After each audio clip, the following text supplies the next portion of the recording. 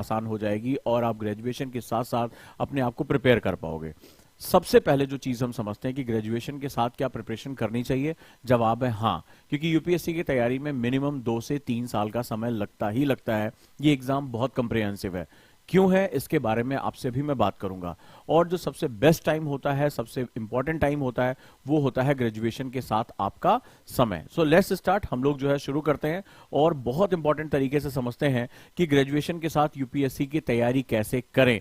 Ready हैं आप सभी दोस्त? और अगर हमारे बारे में और कोई जानकारी लेना चाहते हैं तो आप दिए गए फॉर्म को भर सकते हैं। साथ ही साथ जो नंबर दिए जा रहे हैं उस पर आप कॉल भी कर सकते हैं अगर ओजांग आईएएस एकेडमी के कोर्सेज के बारे में आप जानकारी लेना चाहते हैं। तो अगर आप तैयार हैं तो मुझे कमेंट बॉक्स में बताइए सर वी आर रेडी, हम तैयार हैं। सभी के सभी लोग मुझे मैसेज करें ज्यादा से ज्यादा संख्या में। और क्या आज का टॉपिक आपके लिए इंपॉर्टेंट है, आज के टॉपिक से आप क्या चीज निकाल सकते हैं, ये आपके लिए बहुत बहुत ज्यादा जरूरी है दोस्तों। सो लेट्स स्टार्ट, हम शुरू करते हैं। रेडी?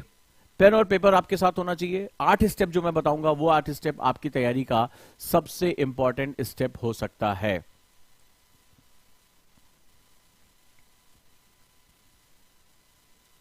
रेडी? सभी लोग मुझे कमेंट करें, बड़ी संख्या में कमेंट करें कि हम तैयार हैं, ताकि मैं अगले स्टेप में इंटर कर सकूं। यस, वंडरफुल, सभी लोग।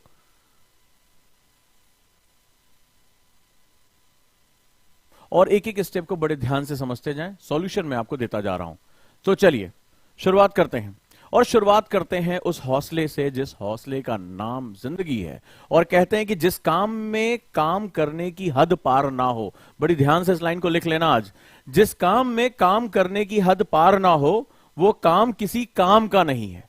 ये जिंदगी जो है ना, जुनून का नाम है, ये जिंदगी हौसलों का नाम है। और जब भी कोई काम करो, यूपीएससी की तैयारी करने जा रहे हो ना, तो हद पार करो, मतलब अपने आप को निचोड़ दो, अपने आप को झोंक दो। जो ये कहते हो सर 8 घंटा कैसे पढ़े, 10 घंटा कैसे पढ़े, मैं हर समय पढ़ूंगा, मैं उस हद तक जाऊंगा कि मैं इस एग्जाम को क्रैक कर सकूं। मेरी आज ये बात याद रख लेना कि जिस काम में काम करने की हद पार ना हो वो काम किसी काम का नहीं है। बेमन से तुम कभी भी कोई एग्जाम को क्रैक नहीं कर सकते। मेरी इस बात को ध्यान रखना, जिंदगी में कुछ पा नहीं सकते।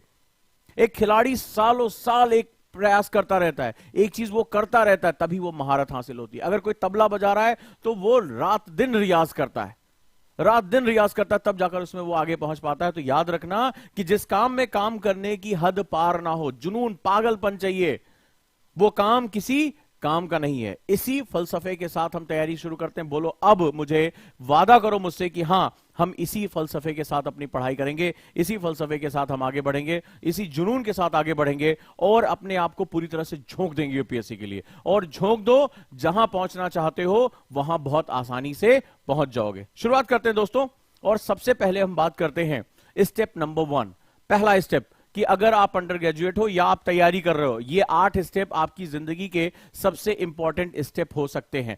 तो चलिए शुरू करते हैं। स्टेप नंबर 1, सबसे पहले जिस भी चीज से लड़ने जा रहे हो, नियम नंबर 1, हमेशा अपने दुश्मन के बारे में जानो। आचार्य चाणक्य ने कहा था, जब वो मगध के साथ लड़ने जा रहे थे, चंद्रगुप्त को उन्होंने राजा बनाने का जो है सपना देखा, तो उन्होंने सबसे पहले नंद वंश की कमजोरियों के बारे में पता किया। वो गए मगध में और मगध में जाकर वो गुप्त रूप से रहने लगे। गुप्त रूप से रह के उन्होंने शासन के अंदर होने वाली जो कमियां थी उसके बारे में पता किया, कैसे वो अत्याचार कर रहा है। और उन्होंने वहां के अत्याचार, जो उस नंदवंश के खिलाफ जो लोग थे, उनको इकट्ठा किया, अंदर ही अंदर उन्होंने अपनी ताकत बनाई। नहीं तो इतिहास गवाह है, चंद्रगुप्त मौर्य की सेना कभी भी मगध की सेना से लड़ने योग्य नहीं थी। उस समय मगध की सेना इस धरती की सबसे बड़ी सेनाओं में से एक थी। अगर सीधी सीधी टक्कर होती तो कुछ ही मिनटों के अंदर चंद्रगुप्त की सेना को रौंद दिया जाता। लेकिन वो आचार्य चाणक्य थे, ये उनके अंदर की लगन थी, ये उनके अंदर की एक ताकत थी। उन्हें अखंड भारत बनाना था, चंद्रगुप्त मौर्य को शासन पर बिठाना था, और उन्होंने बहुत मेहनत से, बहुत ट्रिक से किया। तो याद रखना, आपको दिखाई पड़ रहा है कि आईएएस का एग्जाम बहुत बड़ा एग्जाम है। यूपीएससी इस एग्जाम को लेता है, देश के सबसे बड़े टैलेंट को अपने साथ लेकर जाता है। देश में आईएएस का इतना सम्मान है, किसी का भी बच्चा, लड़का या लड़की अगर आईएएस बन जाए, आईपीएस बन जाए, पूरा समाज उसको अलग नजरिए से देखता है, रातों रात वो हाईलाइट हो जाता है। हां या ना मुझे बताओ। मंत्री, नेता, विधायक सब कोई उसके दरवाजे पर जाता है, अरे भाई आपका बच्चा या आपकी बच्ची आईएएस बन गया, आईपीएस बन गए। रातों रात आप सेलिब्रिटी हो जाते हो। इस एग्जाम का महत्व इतना ज्यादा है। लेकिन युद्ध का जो है नियम कहता है, वो ये कहता है कि यूपीएससी वास्तव में क्या है, इसको जानना आपको बहुत जरूरी है। यानी पहला चीज, जिस शत्रु से लड़ने जा रहे हो उस शत्रु के बारे में जानकारी ले लो।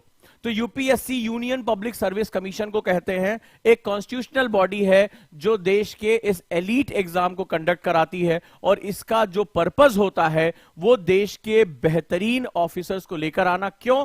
जो सरकार की नीतियों को जमीनी स्तर पर लेकर आ सके, जो चैलेंजेस को डील कर सके। तो वो एक ऐसे करिकुलम को बनाता है, वो एक ऐसे जो है वो किले को बनाता है जो आपका बेसिक पर्पस ये पूरा करता है कि जो इस एग्जाम की योग्य हो, जो दबाव को झेल सके, क्विक डिसीजन ले सके, जिसके पास प्रेजेंस ऑफ माइंड हो, जो लॉ एंड ऑर्डर को मेंटेन कर सके, जिसके अंदर जो है वो एथिक्स हो, करुणा हो, दया हो, जो लोगों की मदद कर सके, सरकार की योजनाओं को बिना पक्षपात के, बिना धार्मिक जातीय पक्षपात के हर अंत्योदय तक उसको पहुंचा सके, वहां पे अंतिम व्यक्ति तक पहुंचा सके। इन सब गुणों को वो इस एग्जाम के माध्यम से चेक करने का प्रयास करता है। और ये आज से नहीं है, अंग्रेजों के जमाने से इसकी लीजेसी बनी हुई है। जो उस समय भी प्रशासन के टॉप मोस्ट ब्रेन थे वो भारतीय सिविल सेवा से ही आया करते थे। तो आप इस देश के टॉप ब्रेन्स में से एक हो। The CSC is conducted by the UPSC to recruit officers for the various central services जैसे IAS, IPS, IFS, Indian Foreign Services, Indian Postal Services, Audit Services, इन सभी के लिए एग्जाम कौन कंडक्ट कराता है? यूपीएससी कंडक्ट कराता है। तो ये क्या रिक्वायरमेंट रखता है, ये जानना हमारे लिए बहुत ज्यादा जरूरी है। आगे चलते हैं और समझते हैं नेक्स्ट स्टेप। पहला स्टेप आपने क्या समझा, यूपीएससी क्या है, यूपीएससी किस तरह का संस्था है, यूपीएससी क्या एग्जाम हमारे साथ कंडक्ट कराती है। सेकेंड स्टेप, यूपीएससी सिविल सेवा का पैटर्न समझिए। ठीक है, जैसे क्या होता है, आप जब दुश्मन से लड़ते हैं तो वो चक्रव्यूह उसने अपनी सेना को कैसे लगाया, ये समझना बड़ा जरूरी है। अब मैं एक स्टूडेंट हूं, मैं तैयारी करने जा रहा हूं, ठीक है, अंडर ग्रेजुएट स्टूडेंट हूं, मुझे यूपीएससी में जाना है। तो हम जनरली क्या बात बोलते हैं, सर मुझे आईएएस की तैयारी करनी है। तो आईएएस के किस स्टेज पे मैं हूं और किस स्टेज के योग्य मैं हूं, ये जानना बहुत ही अलग होता है। आप दूसरों का देखा देखी कर लेते हैं, सर वो 1 साल में आईएएस बन जाएंगे क्या, इस तरह की बात करते हैं कि नहीं करते, मुझे आप कमेंट बॉक्स में बताइए।